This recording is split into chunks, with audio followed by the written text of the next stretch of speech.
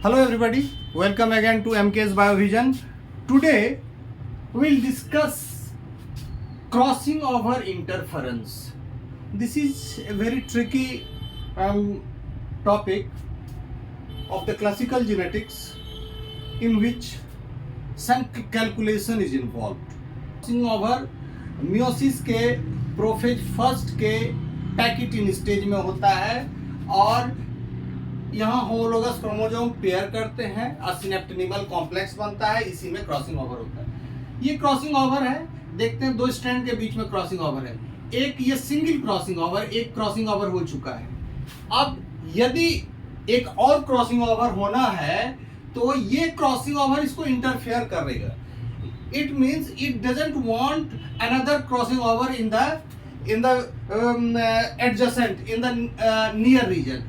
नजदीक में कोई ये चाहता नहीं है कि दूसरा क्रॉसिंग ओवर हो। तो दूसरा क्रॉसिंग ओवर होने का मतलब है कि double crossing over. In nutshell we can say that the chances of double crossing over is minimized. तो एक क्रॉसिंग ओवर रहने पर ये दूसरा क्रॉसिंग ओवर का जो चांस होता है उसको रिड्यूस कर दिया जाता है। ये क्रॉसिंग ओवर, इसको हम देखते हैं, इसका डेफिनेशन जरा देख लें। क्रॉसिंग ओवर इंटरफेरेंस, इसको हम शॉर्ट में आई से भी डिनोट करते हैं, is a genetic phenomena through which one crossing over interferes with co occurrence of another crossing over in the same pair of chromosome. Formation of one chiasma reduces the chances, reduces the probability of another chiasma in the adjacent region. जैसा कि हम देख चुके हैं कि एक काइजमा का formation होगा तो बगल में जो काइजमा जो बगल में काइजमा बनेगा उसको उसके चांसेस बहुत घट जाएंगे। This lack of independence is called interference. This is called interference. Therefore, double crossing over is very less. Interference can be calculated on the basis of coefficient of coincidence. Coefficient of coincidence, in short we call it COC, which is based on recombination percentage. जब इसका सम बनाना रहता है तो इसमें data दिया हुआ रहता है, उसके आधार पर हम रिकॉम्बिनेशन परसेंटेज निकालते हैं और उसके बाद फिर कोएफिशिएंट ऑफ कोइंसिडेंस कैलकुलेट करते हैं। इंटरफेरेंस सीओसी के आधार पर पहले सीओसी निकालते हैं तब इंटरफेरेंस निकालते हैं। तो सीओसी के आधार पर हम इसको देखते हैं। Interference is equal to 1 minus COC, यानी कि इंटरफेरेंस जो है ये जो कोफिशिएंट ऑफ कोइंसिडेंस है उसको घटाएंगे तो हमको इंटरफेरेंस मिलेगा। ये शो करता है कि ये जो इंटरफेरेंस है इसका रेंज है 0 से लेकर 1। 0 यानी कि नील इंटरफेरेंस, यहां नील इंटरफेरेंस, और यहां कंप्लीट इंटरफेरेंस। जब इंटरफेरेंस 1 हो जाएगा, कंप्लीट हो जाएगा, तो उस केस में 1 तभी होगा जबकि सीओसी 0 होगा। 1 तब होगा जबकि सीओसी जो है वो 0 होगा, और इंटरफेरेंस 0 तभी होगा जबकि सीओसी 1 होगा सीओसी 1। यानी कि ये एक दूसरे के उल्टा है।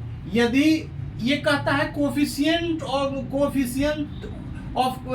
कोइंसिडेंस, मतलब क्या कि ये क्रॉसिंग ओवर होने के कोइंसिडेंस कितने हैं, डिग्री ऑफ कोइंसिडेंस कितना है।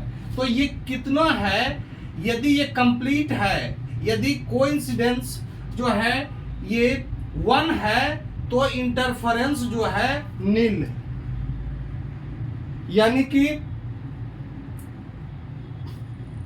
चांसेस पूरे के पूरे क्रॉसिंग ओवर के होने के हैं, तब इंटरफेरेंस बिल्कुल नील है। और जब सीओसी यानी कि जो कोफिशिएंट नील है उस केस में इंटरफेरेंस जो है 1 होता है।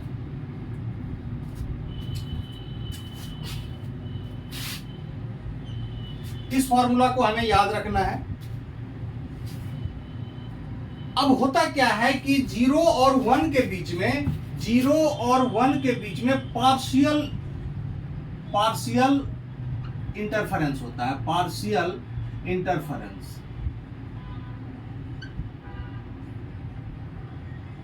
पार्शियल इंटरफेरेंस, तो we'll talk about the partial interference 0 और 1 से। तो पार्शियल इंटरफेरेंस को हम लोग आगे एक प्रॉब्लम सॉल्व करेंगे, उसमें पार्शियल इंटरफेरेंस को कैलकुलेट करेंगे। जनरली जो इंटरफेरेंस होता है ये पॉजिटिव होता है, पॉजिटिव वैल्यू इसका पॉजिटिव होता है। But there are cases in which we also find negative interference.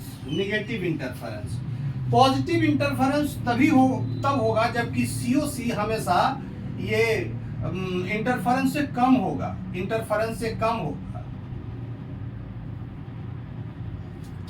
Negative interference में क्या होता है कि उल्टा हो जाता है, COC बढ़ जाता है, इंटरफेरेंस से COC ज्यादा हो जाता है।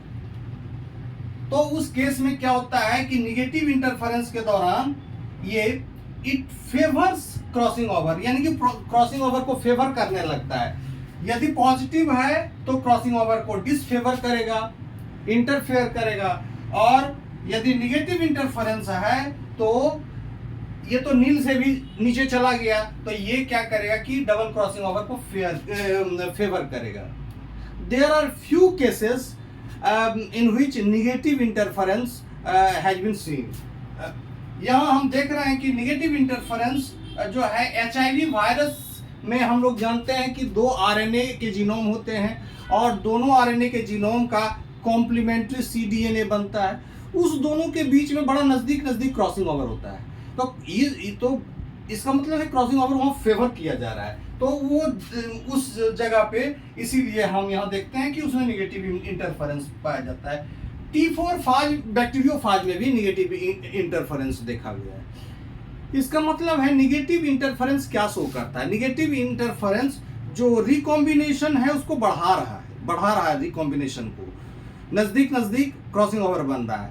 लेकिन पॉजिटिव इंटरफेरेंस जनरली जो डबल क्रॉसिंग ओवर है उसको ये घटाता है।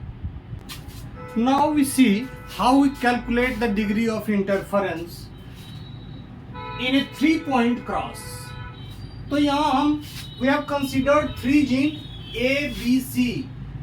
All the genes are present in cis condition. We have taken this for our convenience. ठीक है, ट्रांस भी रह सकता है, कुछ भी रह सकता है।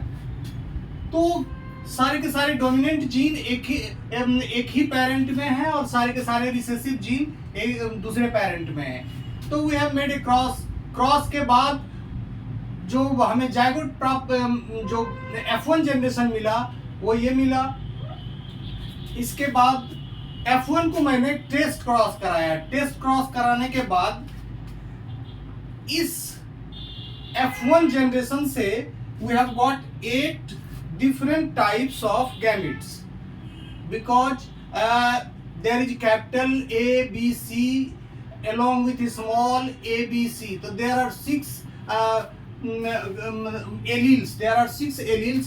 So various combinations can be possible during gamete formation. So gamete formation में we have got, there are 8 kinds of the blue color shows the gametes produced by this F1 plant, F1 organism. Further, this is the recessive homozygous parent. This will produce only one kind of gamete, small a, B, C. So here we see that this is the genotype. दो इसके gametes और इसके gametes दोनों मिलके genotype उसका बना रहे हैं, कैपिटल ABC है और इसका स्मॉल ABC। फिर इसी तरह से जो अलग अलग तरह का गैमिट हुआ सभी के साथ ये जो एक तरह का गैमिट है उसको मैंने जोड़ दिया। और इसके बाद हमको एक डिप्लॉयड प्लांट मिल गया, क्योंकि टेस्ट क्रॉस हम तब कराते हैं किसी डिप्लॉयड प्लांट में हमको यदि जीन मैपिंग करना रहता है तब। अब फिनोटाइप का नंबर देखते हैं। फिनोटाइप नंबर जो पेरेंटल टाइप है, ये पेरेंटल टाइप है। ये देखिए A B C parental type, small A small B small C, ये parental type. Parental type total 480 है।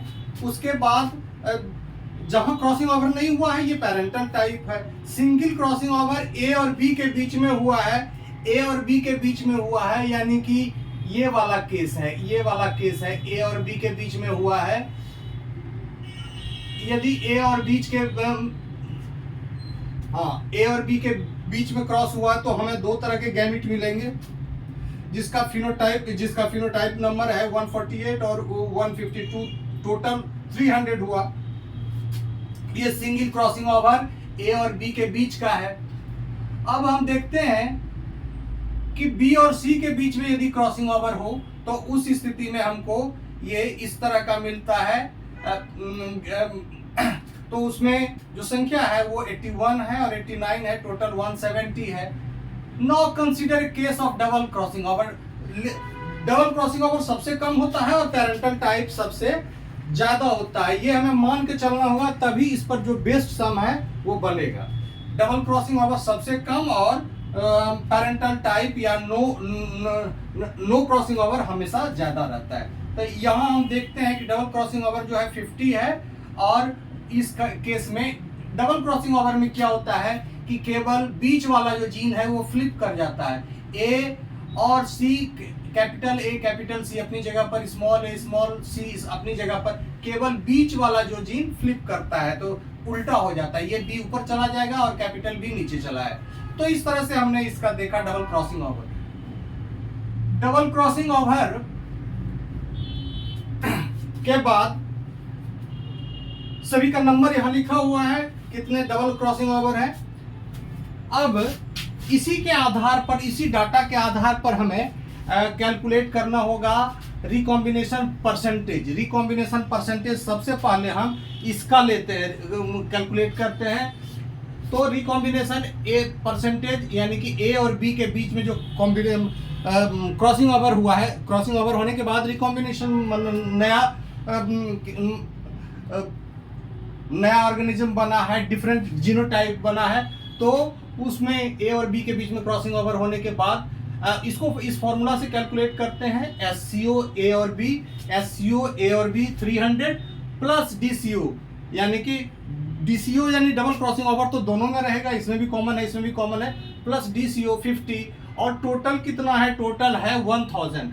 टोटल कितना है 1000, टोटल 1000। इसको हम करेंगे तो हमें और 100 से गुना करना है। तो इस फॉर्मूला से यदि हम बनाते हैं तो हमें जो रिकॉम्बिनेशन फ्रीक्वेंसी ए और बी के बीच मिलेगा वो 35% मिलेगा परसेंटेज के टर्म में।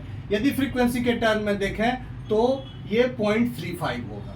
Similarly recombination frequency between B and C के बीच में देखते हैं रिकॉम्बिनेशन फ्रीक्वेंसी, तो हमें बी एंड सी के बीच वाला सिंगल क्रॉसिंग ओवर लेना पड़ेगा, यानी कि 170 में हम फिर DCO जोड़ेंगे, यानी कि 50 जोड़ेंगे और टोटल 1000 से उसको डिवाइड करेंगे, 100 से मल्टीप्लाई भी करना है, परसेंटेज निकालेंगे तो हमें 22%, यानी कि फ्रीक्वेंसी के टर्म में 0.22 मिलेगा।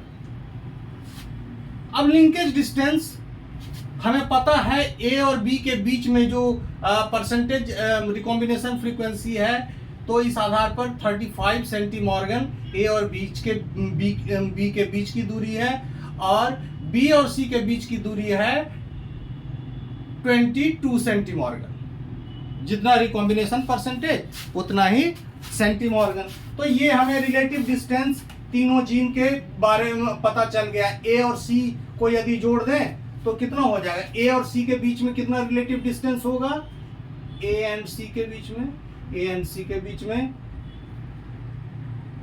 57 सेंटीमॉर्गन होगा ए और सी के बीच में। तो इस तरह से हम यहां देख रहे हैं। अब ये रहा कि order of gene, how do we establish the order of gene.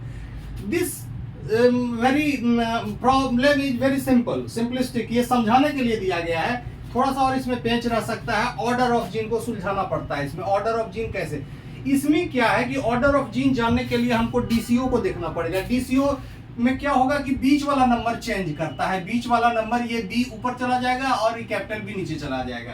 तो इस तरह का डीसीओ को कैसे पहचानेंगे, सबसे कम इसकी संख्या होगी तो डीसीओ पहचानेंगे, सबसे ज्यादा संख्या होगी तो पेरेंटल टाइप को पहचानेंगे। पहले तो संख्या के आधार पर पेरेंटल टाइप और डीसीओ को पहचानेंगे। अब डीसीओ में हम देखेंगे कौन सा जीन है जो पेरेंटल टाइप में भी है और पेरेंटल टाइप की अपेक्षा इसमें उल्टा हुआ है, फ्लिप किया हुआ है। तो इसके आधार पर हम ऑर्डर को एस्टेब्लिश करते हैं। ये इस केस में जो फ्लिप किया हुआ केस है, उल्टा है, ये देखिए कैपिटल बी नीचे चला आया और ये स्मॉल बी ऊपर चला गया और कैपिटल बी नीचे चला आया। तो ये इसमें और ऑर्डर ऑफ जीन, तो इसमें ए बी और सी का ही ऑर्डर है। लेकिन ये भी संभावना है कि यदि हम इसको देखें, डीसीओ को देखें, तो ऐसी भी संभावना है कि ये हो सकता है ए सी बी भी हो सकता है, सी ए बी भी हो सकता है। तो ये संभावना बन सकती है। ये ज्यादा प्रैक्टिस पर डिपेंड करता है कि और आप एक दो प्रैक्टिस कर लोगे तो उसमें हो जाएगा। ऑर्डर ऑफ जीन, तो here order of gene is A then B then C, straight है, लेकिन अलग भी हो सकता है। यदि हम इस डाटा को किसी दूसरे डाटा को हम एनालाइज करेंगे तो अलग भी हो सकता है। एक्सपेक्टेड डीसीओ, अब एक्सपेक्टेड डीसीओ कैसे निकालेंगे? एक्सपेक्टेड डीसीओ में जो दोनों सिंगल ओवर का इंडिविजुअल सिंगल क्रॉसिंग ओवर का जो इंडिविजुअल रिकॉम्बिनेशन परसेंटेज है उसको हम मल्टीप्लाई कर देंगे। यहाँ मल्टीप्लाई किया है मैंने, ये फ्रीक्वेंसी को लिया है। फ्रीक्वेंसी चूंकि एक में निकलता है, वो है no will calculate on the basis of one only. तो ये इसको मल्टीप्लाई कर दिया है 0.37 से 0.22 को, तो हमें मिला 0.077। अब ये जो 0.077 है ये एक में मिला, सिंगल में मिला। नंबर जानने के लिए क्या करेगा, टोटल संख्या है, टोटल कितना है 1000 है, टोटल 1000 है, तो 1000 से गुना करना पड़ेगा। 1000 से मैंने गुना किया तो हमें 77 मिला। अब ये 77 मिला एक्सपेक्टेड मैंने निकाला है, और एक्सपेक्टेड ये नंबर निकला है, ये फ्रीक्वेंसी है, ये नंबर निकला है 77। अब कोफिशिएंट ऑफ कोइंसिडेंस निकालने के लिए क्या करना पड़ता है, जो एक्चुअल डीसीओ है, डबल क्रॉसिंग ओवर है, उसमें एक्सपेक्टेड डीसीओ से भाग देना पड़ता है, डिवाइड करना पड़ता है। मैंने 50 से 77 को डिवाइड किया और हमें मिला 0.65 मिला। 0.65 क्या निकल गया, सीओसी निकल गया, कोएफिशिएंट ऑफ कोइंसिडेंस निकल गया, कोएफिशिएंट ऑफ कोइंसिडेंस निकल गया। जब ये निकल गया तो इंटरफेरेंस निकालना बहुत ही आसान है। इंटरफेरेंस में क्या करेंगे कि इंटरफेरेंस निकालने के लिए 1 में से हम सीओसी को घटा देंगे और सीओसी को माइनस करने के बाद हमें जो मिला वो है 0.35 हुआ इंटरफेरेंस। यही निकालना रहता है, इंटरफेरेंस निकालना रहता है। तो इंटरफेरेंस जो है ये पार्शियल है। ओके बाय, हमारे चैनल के साथ बने रहिए, इसका फायदा उठाइए, सब्सक्रिप्शन बढ़ाइए सो दैट थोड़ा सपोर्ट हमें मिले, और लाइक और सब्सक्राइब कीजिए अपने दोस्तों के बीच में। Okay, thank you, bye.